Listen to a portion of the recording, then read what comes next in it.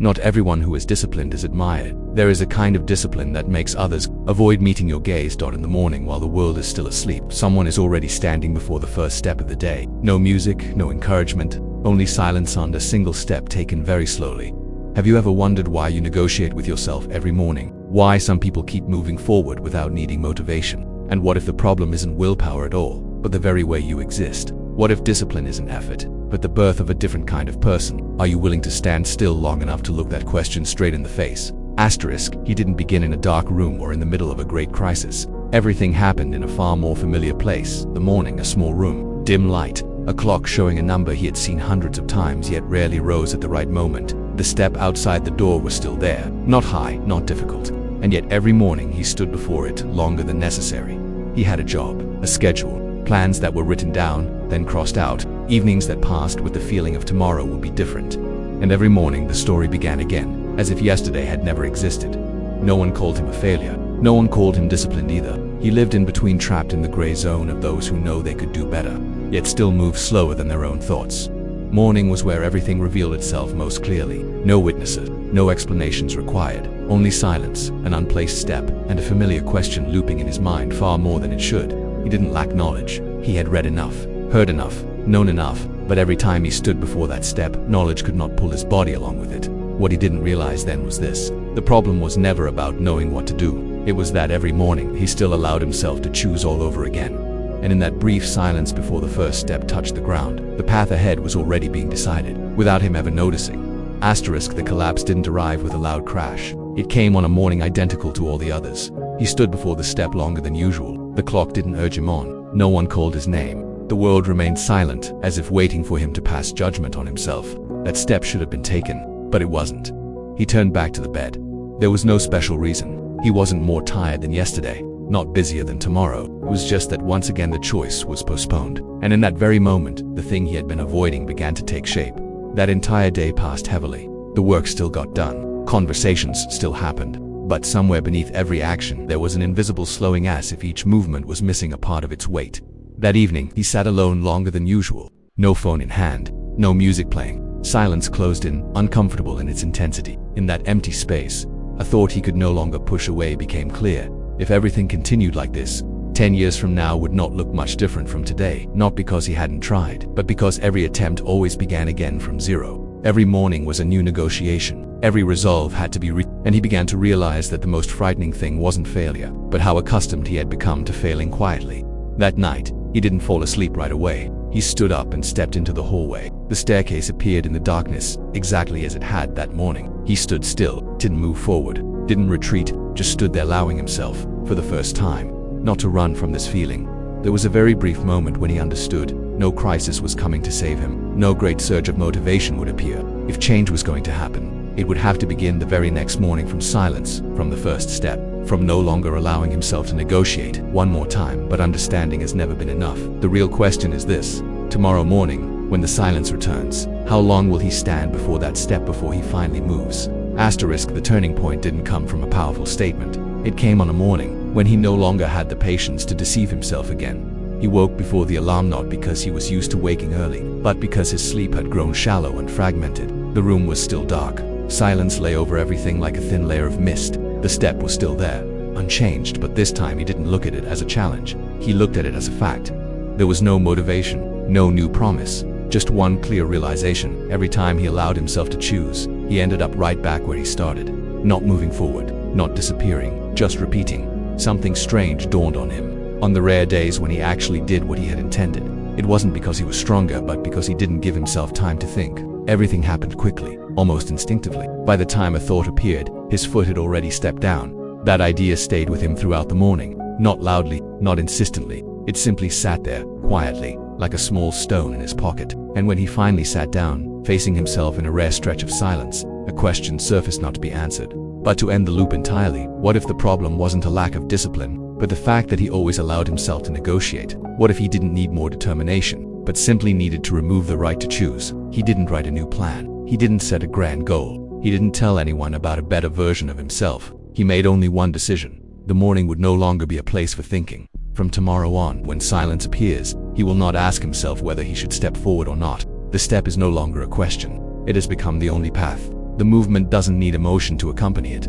It just needs to happen. It wasn't an oath, just a very quiet closing of the door that led back to who he used to be. The first morning didn't come with a sense of victory. It came with a very specific heaviness in the body.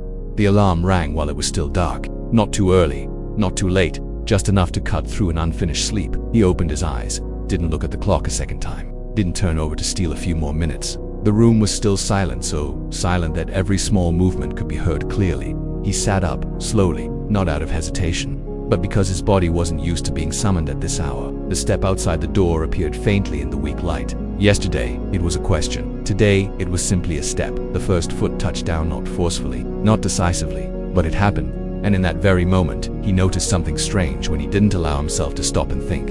Everything unfolded more simply than he had imagined. There was no excitement, no self-congratulation, only heavy breathing and the cold floor beneath his feet. The morning was not gentle, it was bare, blunt, and unwilling to wait for anyone. The days that followed were the same. Alarm, silence, step, footfall. Each time, the body reacted, sometimes slower, sometimes pausing for a very brief beat. But he didn't return to the bed, not because his will was stronger, but because the old question was no longer being asked at by the fourth day. He realized he could no longer remember exactly how he had sat up. By the seventh day, he stood before the step with less time spent looking at it, not because it had become easier, but because he no longer treated it as a place to stop. The mornings remained the same. The silence stayed thick. But within that silence, something very small began to form that belief. But familiarity, and familiarity, when repeated long enough, becomes something the body obeys before the mind has time to appear. Dawn didn't give him answers. It only gave him another chance to step forward. After the first days, mornings no longer shocked his body, and it was precisely then that another challenge appeared. Everything began to feel the same. The alarm rang with the same sound. Silence arrived with the same weight. The step lay unmoved in its old place. The footfall followed the same path. There was nothing new to discover, nothing to conquer, no moment worth retelling as a victory. He noticed himself standing longer before the step, not because he wanted to return to bed, but because a new question was forming. Slowly, was this repetition actually taking him anywhere? Morning followed morning, movements identical. The body worked like a clock wound with steady hands, and within that steadiness, the mind began to slip in. Not loudly, not in rebellion, just with tiny One morning, pausing an extra beat. Another day, changing the order. Another time, stretching the silence longer than necessary. He realized monotony doesn't make people quit immediately. It makes them want to adjust, but each adjustment made the step feel heavier. Each small change caused the morning to lose the continuity he had begun to sense. And he understood this not through thought, but through the body. Breathing grew less steady. Movement slowed. The moment of standing still before the step lengthened. One morning he stopped halfway, didn't turn back, then moved forward, just stood there in a deep silence. And for the first time, he didn't try to escape the monotony. He let it settle over him. Let the morning pass without a mark. Let the step happen without a reason. From that day on, he stopped trying to make mornings easier. He allowed them to be exactly what they were. And within that unchanging repetition, something else quietly took shape, not excitement, but endurance. Monotony didn't weaken him. It wore away the parts of him that once needed stimulation in order to continue. The storm does not arrive when everything is in chaos. It comes when everything seems to have settled. One morning he woke and noticed the room was colder than usual. Wind struck the window. The sound wasn't loud, but it was enough to fracture the familiar rhythm of silence. The alarm rang. For the first time in many days, his body did not rise immediately. He sat on the edge of the bed, back straight, eyes open. He didn't search for excuses, didn't check the time. He just sat there, listening to the wind. The step was still out there, but today, the path leading to it was no longer smooth. In the days that followed, circumstances began to shift. Rain fell without pause. Temperatures dropped sharply. Workdays stretched longer. His body grew tired in an unfamiliar way, and the morning, once bare but stable, became the true testing ground. He still stood before the step, but now, every footfall had to pass through very real resistance. Slippery floors, heavy breathing, movements that no longer flowed. There was no rhythm to lean on, only the body and the environment pulling him in opposite directions. One morning, the rain fell so hard that it drowned out every other sound. He stood still for a long time, not because he wanted to quit, but because for the first time he wasn't sure where the next step would take him. In the end, he stepped forward anyway, not faster, not stronger, just enough to avoid standing still any longer. Stormy days bring no sense of progress. They offer no visible results, but they reveal something essential. When conditions are no longer favorable, only what has been repeated long enough continues to exist. Morning still arrives. Silence still appears, even when torn thin by the wind. The step does not disappear, and the foot, though heavy, still finds a place to land. In the middle of the storm, he did not become stronger. He simply learned to stop requiring ideal conditions in order to continue. The next challenge did not take the shape of rain or wind. It arrived on a morning quieter than any before. No rain, no cold, no external pressure. The room was tidy. Time felt slightly abundant. Everything suddenly became easy, and it was precisely that ease that slowed his step. He stood before the stair, looking at it as if another path had quietly opened. Not the path back to bed, but one that moved more slowly, looser, allowing himself a bit more flexibility because he had already come a long way. That morning, the silence was no longer heavy, it was gentle, and within that gentleness, a thought drifted through, quick and subtle. Perhaps today didn't require holding everything so tightly. He didn't argue with the thought, nor did he accept it immediately. He simply stood still, longer than usual, not moving forward, not stepping back, just letting comfort attempt to pull him slightly off his familiar line. In the days that followed, temptation returned in different forms. An invitation, a lighter schedule, a morning when no one would notice if he moved a few beats slower. There were no immediate consequences, no clear sense of wrongdoing. Yet each time he loosened his grip, he noticed something small but unmistakable. His steps lost their firmness. The silence no longer ran as deep. The morning passed more quickly but left behind a hollow space he couldn't quite name. One morning, he stopped midway on the stair. This time, not from fatigue or circumstance, but because he had to choose between two paths that both seemed reasonable, one easier, one familiar. He stood still long enough to feel the difference in his body as he considered each choice. And then he stepped forward the old way, not out of fear of losing what he had built, but because he realized what he was protecting wasn't a habit. It was an inner order that had only just begun to take shape. Unyielding spirit does not appear in moments of violent confrontation. It reveals itself when no one is forcing you, when every reason to loosen your grip makes sense and you still do not leave your path. There was no moment that marked the day he became a different person, only mornings that continued. The alarm still rang into silence. The room was still dark, but the stair was no longer seen as an obstacle. It existed as part of the space itself, like the floor or the wall simply there, requiring no consideration. His foot touched down before he fully realized he was awake, not faster, not stronger than before, just precise. His body moved within a familiar order, as if the morning remembered him better than he remembered himself. The silence no longer carried tension. It was deep, steady, and asked nothing in return. Within it, no debates unfolded, not because every question had been answered, but because they were no longer being asked.